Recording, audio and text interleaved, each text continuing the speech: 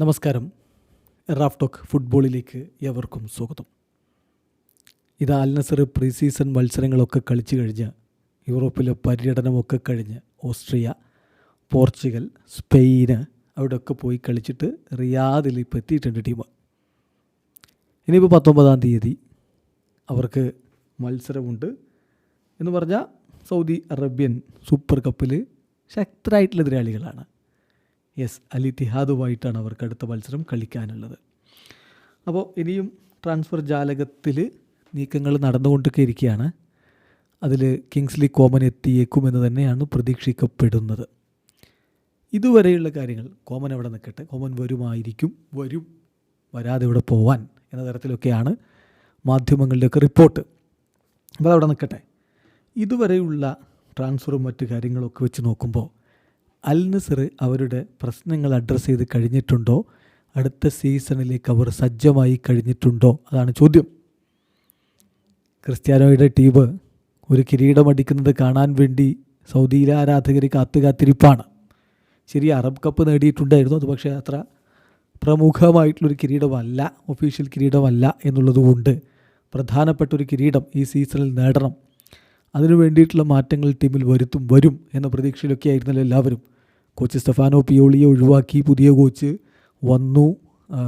ഇപ്പം ഓർഗെ ഹീസസിൻ്റെ കീഴിലാണ് അവർ പരിശീലിക്കുന്നതും കാര്യങ്ങൾ മുന്നോട്ട് കൊണ്ടുപോകുന്നതും. പ്രീ സീസൺ ഫ്രണ്ട്ലി മത്സരങ്ങളൊക്കെ കഴിയുമ്പോൾ എന്താണ് നിങ്ങൾക്ക് തോന്നുന്നത്? അൽ നസർ സജ്ജമായിട്ടുണ്ടോ? അപ്പോൾ ഇന്ന് നമ്മൾ ട്രാൻസ്ഫർ റൗണ്ടപ്പ് വീഡിയോ ചെയ്തപ്പോൾ അതിന് താഴെ ഒരു സുഹൃത്തിൻ്റെ കമൻ്റ് ഉണ്ടായിരുന്നു. Al Nassr is clearly lacking in midfield and LB. Still they are going for LW.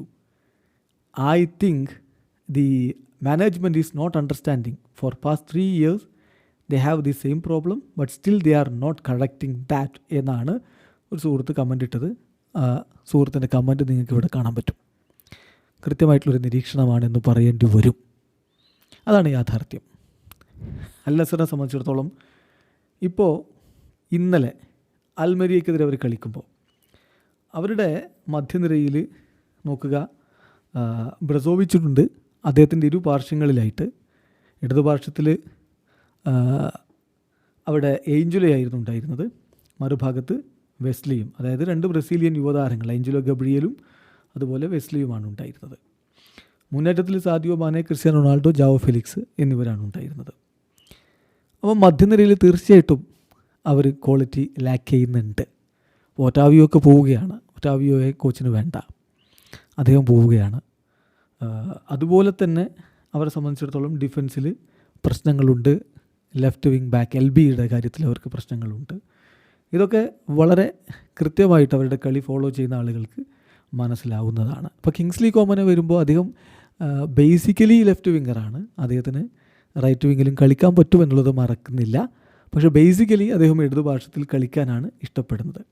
അപ്പോൾ ഇത് വെച്ച് നോക്കുമ്പോൾ അൽ നസറിൻ്റെ ഇപ്പോഴത്തെ 11 നോക്കുക, ഇത് വെച്ച് ഉള്ള കാര്യങ്ങളാണ്. ഗോൾ കീപ്പറായിട്ട് നമ്മൾ പ്രതീക്ഷിക്കുന്നത് നവാഫ് അൽ അക്കീദി വരുമെന്നാണ് ഇപ്പോഴത്തെ സൂചനകൾ. ബെൻഡോ ഒരു പക്ഷേ ക്ലബ്ബ് വിടാനുള്ള സാധ്യതയുണ്ട്.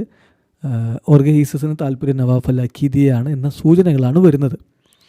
ഡിഫൻസിൽ ഇനീഗോ മാർട്ടിനസും സിമാക്കനും സെൻറ്റർ ബാക്കുമായിട്ട് റോള് സെറ്റാണ്. ഇരുപാർശ്വങ്ങളിൽ ഇനിയും വ്യക്തത വരേണ്ടതുണ്ടെന്നാണ് എൻ്റെ അഭിപ്രായം. ലെഫ്റ്റ് ബാക്ക് മാത്രമല്ല, റൈറ്റ് ബാക്കിലും അവർക്ക് ഇനിയും കൂടുതൽ മികച്ച ഓപ്ഷനുകൾ വരേണ്ടതുണ്ട് എന്നാണ് എൻ്റെ ഒരു അഭിപ്രായം. പിന്നെ ബ്രസോവിച്ച് മധ്യനിരയിലുണ്ട്. നമ്പർ 10 റോളിലോ മറ്റോ ഒക്കെ ജാവോ ഫെലിക്സിനെ നമ്മൾ വെക്കുകയാണെങ്കിൽ മധ്യനിരയിലേക്ക് ഒരാൾ കൂടി വേണം. പ്രത്യേകിച്ച് ഇടത് പാർശ്വത്തോടൊക്കെ ചേർന്ന് ചെയ്യാൻ പറ്റുന്ന ഒരാൾ വരികയാണെങ്കിൽ കാത്തിരുന്ന് കാണണം അത് ആരായിരിക്കും എന്നുള്ളത്. അവിടെ ഇനിയും സെറ്റ് ആവേണ്ടതുണ്ട്. മധ്യനിരയിൽ അവർ കുറച്ചുകൂടി ക്വാളിറ്റി ആഡ് ചെയ്യേണ്ടതുണ്ട്. സമയം ഇപ്പോൾ മുന്നേറ്റത്തിൽ വരികയാണെങ്കിൽ ഇനിയും ഇപ്പോൾ ഒരു ലെഫ്റ്റ് വിങ്ങറുടെ ആവശ്യമുണ്ടോ എന്നുള്ളൊരു ചോദ്യമാണ്. കാരണം അവിടെ സാദിയോ മാനയുണ്ട്. മാനെ ശരിയാണ്, കഴിഞ്ഞ സീസണിലൊക്കെ അദ്ദേഹത്തിൻ്റെ പെർഫോമൻസുമായി ബന്ധപ്പെട്ടുകൊണ്ട് പലതരത്തിലുള്ള വിമർശനങ്ങളൊക്കെ ഉണ്ടായിരുന്നെങ്കിലും ഇപ്പോൾ അദ്ദേഹം കൂടുതൽ ആക്റ്റീവായിട്ട് കളിക്കുന്ന ഒരു കാഴ്ച നമ്മൾ കാണുന്നുണ്ട്. സോ മാനെ ഇടതുപാർശ്വത്തിലുണ്ട്, സ്ട്രൈക്കറായിട്ട് റൊണാൾഡോയും ഉണ്ട്. സോ റൈറ്റ് വിങ്ങിൽ സ്റ്റിൽ അവർക്ക് ആളെ ആവശ്യമുണ്ട് എന്നുള്ളതാണ് ഒരു യാഥാർത്ഥ്യം. മുന്നേറ്റത്തിൽ റൈറ്റ് വിങ്ങിൽ അവർക്ക് ആളെ ആവശ്യമുണ്ട്. സോ എന്ത് സംഭവിക്കും എന്നുള്ളതാണ് കാണേണ്ടത്. ഈ പ്രശ്നങ്ങൾ അൽ നസർ ഫിക്സ് ചെയ്തിട്ടില്ല എന്നതാണ് ഇതുവരെ ഉള്ള അനുഭവം വെച്ച് നമുക്ക് പറയാൻ പറ്റുക. ട്രാൻസ്ഫർ ജാലകം അടച്ചിട്ടില്ല, ഇനിയും മാറ്റങ്ങൾ പ്രതീക്ഷിക്കണം. എന്തൊക്കെ മാറ്റങ്ങളിലേക്ക് അവർ പോകുമെന്നറിയില്ല. അപ്പോൾ ഓപ്പണായിട്ട് നമ്മൾ പറയുകയാണെങ്കിൽ ഡിഫൻസിൻ്റെ ഇരുവാർഷ്യങ്ങളിലും പ്രശ്നം പരിഹരിക്കേണ്ടതുണ്ട്. മധ്യനിരയിൽ ക്വാളിറ്റി ആഡ് ചെയ്യേണ്ടതുണ്ട്. മുന്നേറ്റത്തിൻ്റെ വലത് പാർശ്വത്തിൽ ഒരു മികച്ച സൈനിങ് നടത്തേണ്ടതുണ്ട്. അതിലേക്ക് പോകുമോ അൽ നസർ എന്നുള്ളത് കണ്ടറിയണം. വീഡിയോ അവസാനിക്കുന്നു. ഫുട്ബോൾ ലോകത്തെ കൂടുതൽ വിശേഷങ്ങളുമായി റഫ്ലക്സ് എത്താം.